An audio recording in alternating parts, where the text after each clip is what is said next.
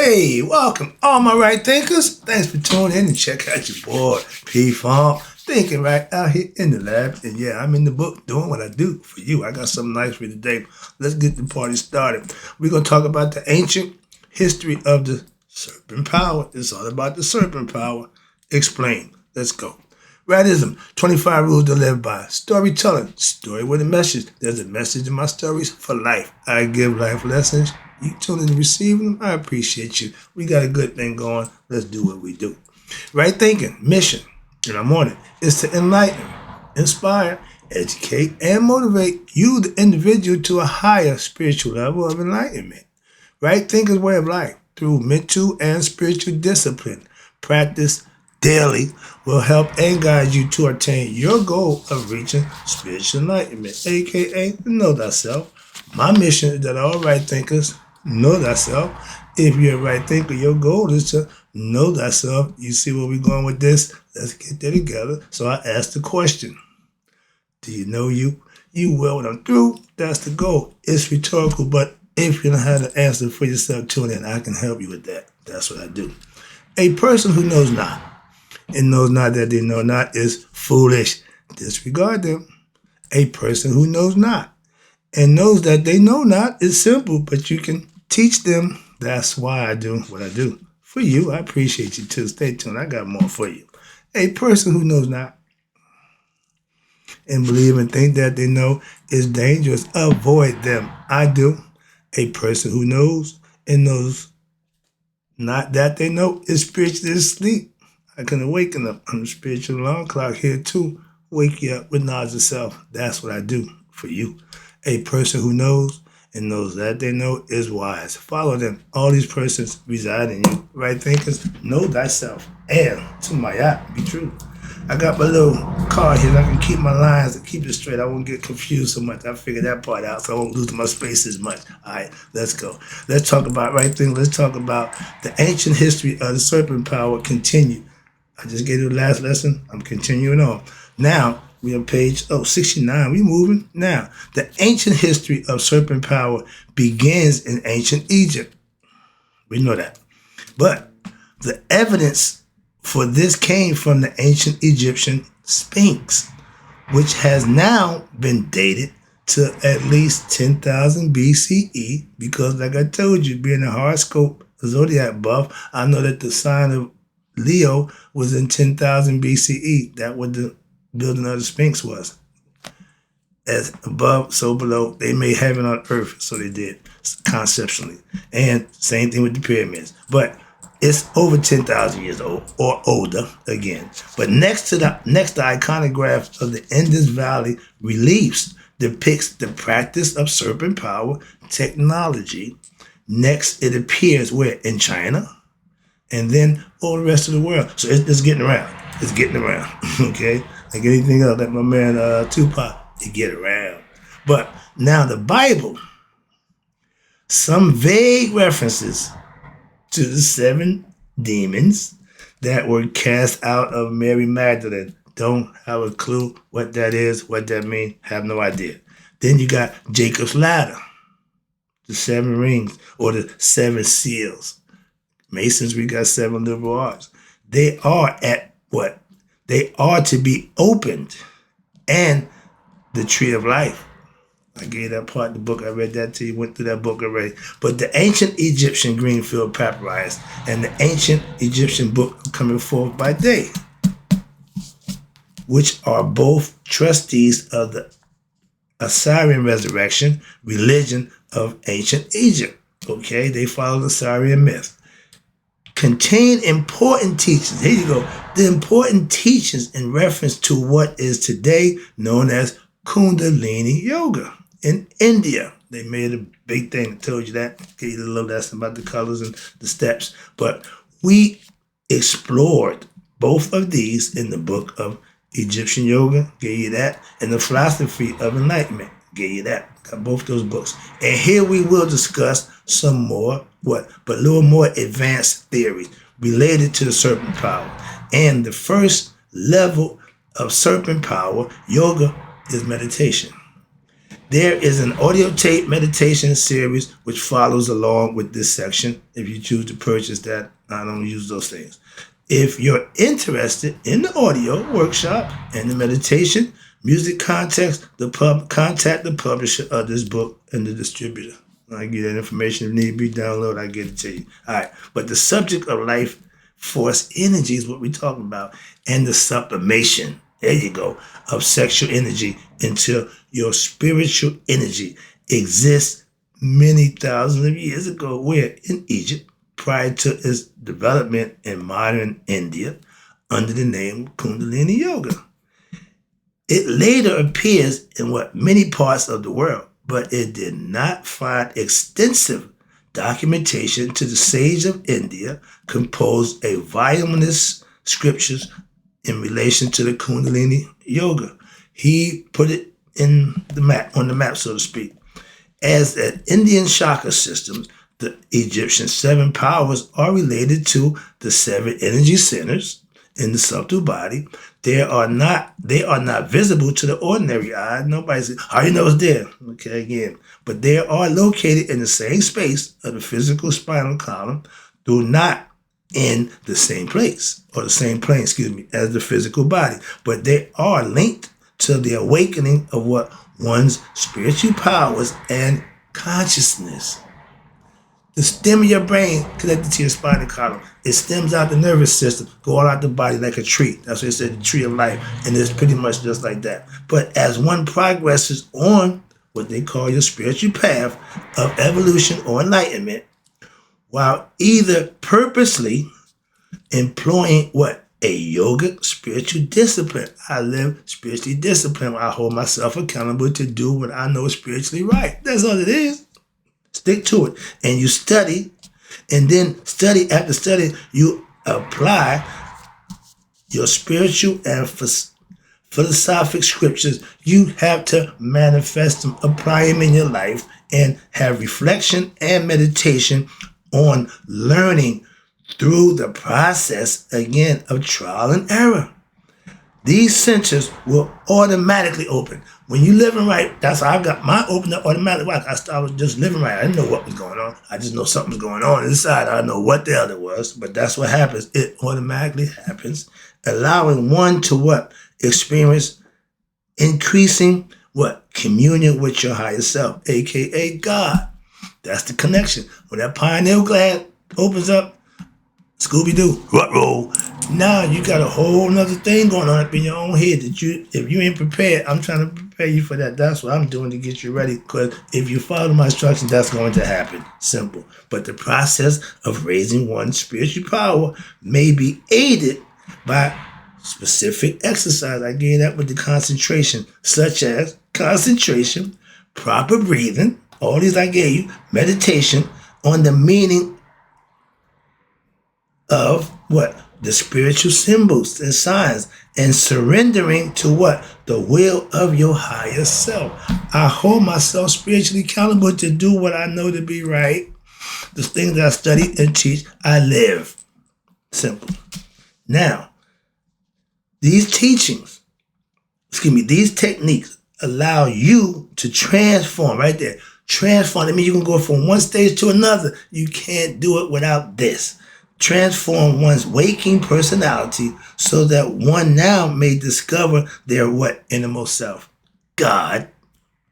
This should be done under the guidance of a qualified teacher, spiritual master, guru, sage, etc. Okay? The energy centers of the subtle body are likened to, I told you, a tree, which the aspirant now climbs through personality integration, meaning every aspect of your character, you're starting to climb higher and master each one. I took you from the ego, up to Asar, with the understanding. This is the same thing, same concept, okay? But watch this. Now through personal integration, in which leads him or her to I said, intuitional realization of the transcendental self. You have information that's already been there waiting for you to tap into it. That's intuitive knowledge. It's already there. You didn't learn it. It's already there. But in this process of creation, the creative energy manifests in the form of what they say 6 planes of consciousness. This is the realm of what they call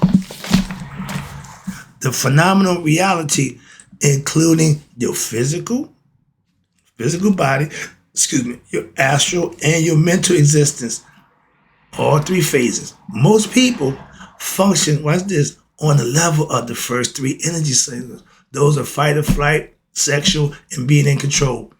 Not a good place to live. Those are beastly, instinctive nature that don't raise your conscious level. That's the lower levels. And the goal for this yoga serpent power is to what? Is to unite the 6 phenomenal conscious centers in your body from the sacrum to the third eye with the 7th, or your transcendental realm consciousness, which is outside the body, and the absolute. When you reach that, you become one with your higher self, aka you know thyself. You reach knee high, spiritual enlightenment, all those things they call it, but you have to get there. And when you get there, you can call it what you want. How about that? Like Denzel to my man in American Gangster. When you take my stuff, Blue Magic, and cut it, it's no longer Blue Magic. But you gonna do that, you can call it what you want. Dog crap, but don't call it Blue Magic. I mean, if it ain't mine, it ain't mine. Moving on. So when you do something, you have to understand what it's doing. And when you become conscious of who you are an enlightened being. That's it.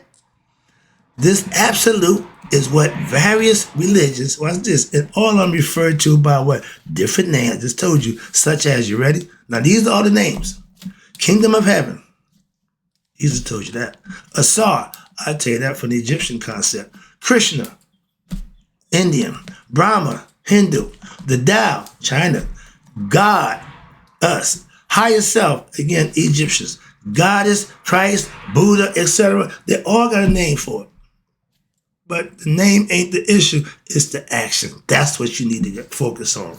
And when you're dealing with your Kundalini energy, it's known as prana, chi, and Ra-Sekim, and it flows throughout thousands of what they call nadis, or your nerve centers, or your energy channels.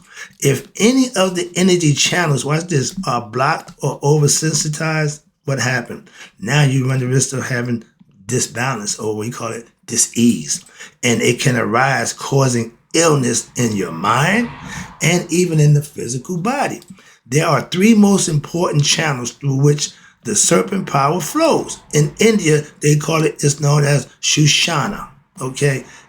Ida and Pingala. Shushana is the stem, Ida is the male, Pingala is the female. Those are the 3 concepts that they have, just like ours. And these are represented in the Egyptian caduceus of Tahuti, which is composed of a staff, a saw, which has 2 serpents wrapped around it, Nephthys and Aset. During what? The ceremonies, a staff which has 2 serpents wrapped around it, but during the ceremonies, connected to the mysteries of the serpent, of the Uraeus serpent, the goddess Ujat or Wajet, and that's the priests addressing the initiate. They, in the form, right here, got a picture of that. That's Tahuti with the staff. You see him putting the key of life to his nose. That's called giving them life. Okay, the Ankh was called the key of life. That's what they used it. All right. Now, from the temple I just showed you is a picture of Seti I and the god Tahuti who wields the what? The caduceus, and giving him life with the key of life to his nose. The caduceus and gives life to Seti. From the earliest time in the dynastic period, back 5000 BCE to 600 AD. That's how long the Egyptians was being studied and being practiced. And at 600 ADE, your Muslims came in, they closed everything down, your boys shut it down. So from that point on, they killed our history. They shut the doors on our knowledge. The knowledge is still good. I went and got it. Pulled out the rubbish. Yeah, I know about that. Okay. And the ancient Egyptian texts speak of what? Rejoining the 2 layers, upper and lower. Ego, Haru. Set, lower ego, Haru, higher consciousness. Okay. Now the WRIGHT also symbolizes what? That this separation between upper and lower Egypt. Okay. there is also a deeper mystical implication. There we go. Now to get a little deeper in this symbol. Why? The W rays represents the serpents of the caduceus, the wand of Tahuti. This is the original. Right there, right? Guess what they got? I'm about to tell you about these clowns. This is the Greeks. Okay, this is their concept of the caduceus. But that's your boy Asclepius. Now, we know Imhotep in Tahuti is Greek gods, and Imhotep was a real person, the first multi-genes, but he's the first doctor. Everybody in Greek came to Egypt and went back to Greece and became famous. Every one of them. I got one. Every Greek philosopher of fame got their education out of Egypt. I know that for a fact. But let's wrap this up with Asclepius. Okay, he is the Greek god of medicine. BS. Okay, I gave it a head up by Imhotep to let you know we start out. This is the word Asclepius. Asclepius in Latin, Asclepiopus, is often depicted in art holding a staff with a serpent coiled around it. Moses did the same thing in the wilderness. Okay, we get that, but this is the single serpent, not two, just one. Okay, they don't have the W rays. They don't have a concept. They misinterpreted and made it what they wanted to be. Watch this. So now with the staff, the serpent which was sacred to him symbolized renewal of youth. Why? Because the serpent, it casts off its skin. Okay, otherwise just grow new skin, keep on going. But it is also akin to what? The caduceus of Tahuti, which relates to the serpent power and energy. But we got the dual serpents. He just got one. Just saying. Now, in ancient Greek, ain't nothing ancient about Greek. That's bull. Again, they just kill me. They just slide. They try to compete with Egypt. Y'all ain't nowhere near old as us. So y'all ain't ancient for real. Moving on, but I got to do what I got to do. But yeah, ancient Greek myth. Greek mythology. I ain't going to give them ancient. Asclepius was the son of a Greek divinity, Apollo, a.k.a. Haru. They stole all our guys too. I'll give you a lesson, but I did that before. I didn't want to go over that again. But the Greeks got the same as many amount of guys as we got in goddesses.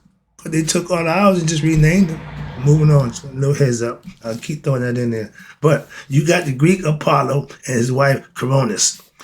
The centaur brought him up and taught him the art of healing. So he became whoever the centaur is. Okay. But his daughter, Hygeia, personified what they call health, and his daughter Panacea also healing. And two of his sons appear in what the Homer's Iliad, the book written by my man Homer, as physicians of the Greek army.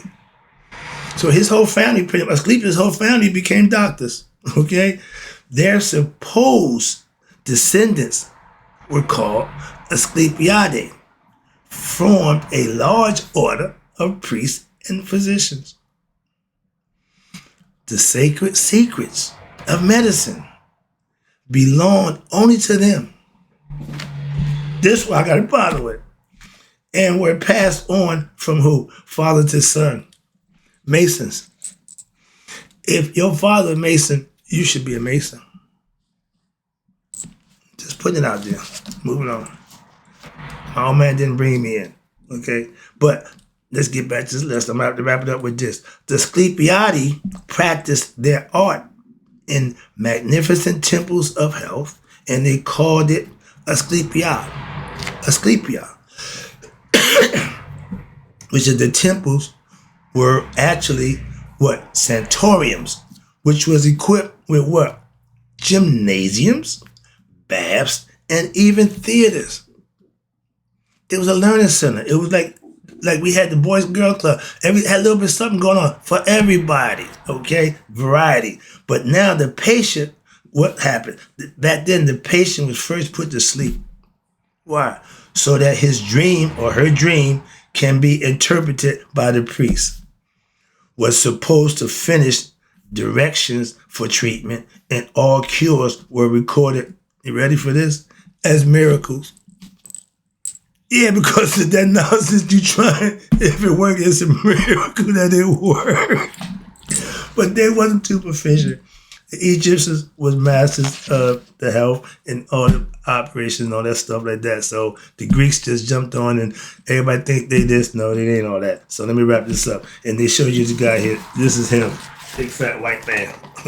They love it. They love that image. That's their image. They love that. I can't stand it. Why? I like this one. Us. Simple. And we got the animal heads to signify the quality and the aspect of that person. Tahuti is the ibis-headed bird. I break it down for you before. He's the baboon. And all that symbolically, it's all symbolical to teach you how to understand the teachings. That's what it's for. That's what we do. I'm going to end this lesson, take you to, some good stuff here. The Lost Books of Tahuti. Okay, that's what we're going to go to next. Right now, closing out, right thinkers. Hope you got the message. Hope you enjoyed it. Hope this help you out in life. That's what it's for. And in closing, may you all live to be 100. Me, 100 minus a day. So I never let my right thinkers, learning serpent power, have passed away. I'm out.